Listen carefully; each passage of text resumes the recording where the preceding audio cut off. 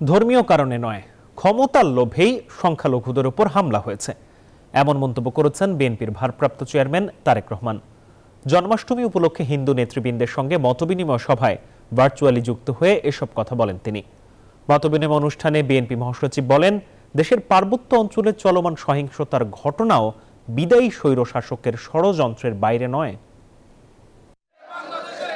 শুক্রবার সন্ধ্যায় রাজধানীর গুলশানে বিএনপি চেয়ারপারসনের রাজনৈতিক কার্যালয়ে হিন্দু সম্প্রদায়ের নেতৃবৃন্দের সাথে জন্মাষ্টমীর শুভেচ্ছা বিনিময় অনুষ্ঠান। ভার্চুয়ালি যুক্ত হন দলটির ভারপ্রাপ্ত চেয়ারম্যান তারেক রহমান। এ সময় নিজেদের উদ্বেগ উৎকণ্ঠার কথা তুলে ধরেন হিন্দু সম্প্রদায়ের নেতারা। বাংলাদেশের সনাতনীরা আমরা নিরাপত্তা চাই।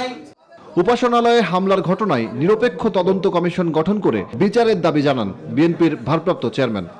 অধিকাংশ হামলার ঘটনায় অবৈধ লোক লাভের জন্য দুর্বলের উপরে সবলের হামলা কিংবা এর নেপথ্যে রয়েছে অসৎ রাজনৈতিক উদ্দেশ্য জড়িত।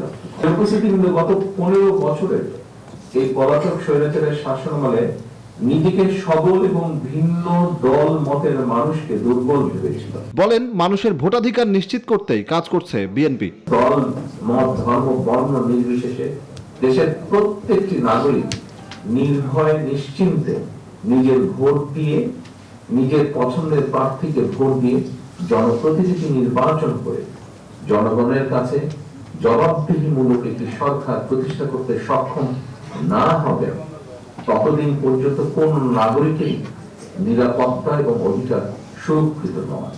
মত বিনিময় অনুষ্ঠানে কথা বলেন দলটির কেন্দ্রীয় নেতারাও। এ সময় বিএনপি মহাসচিব মির্জা ফখরুল ইসলাম আলমগীর বলেন, বিদায় নিলেও স্বৈরশাসকের ষড়যন্ত্র থেমে নেই।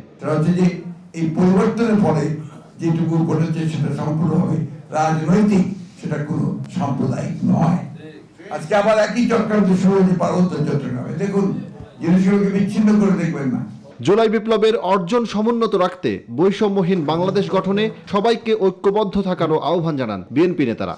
এদেশের সকল জনগণ সমান অধিকার নিয়ে বেঁচে থাকুক। সজল দাস, নিউজ 24, ঢাকা।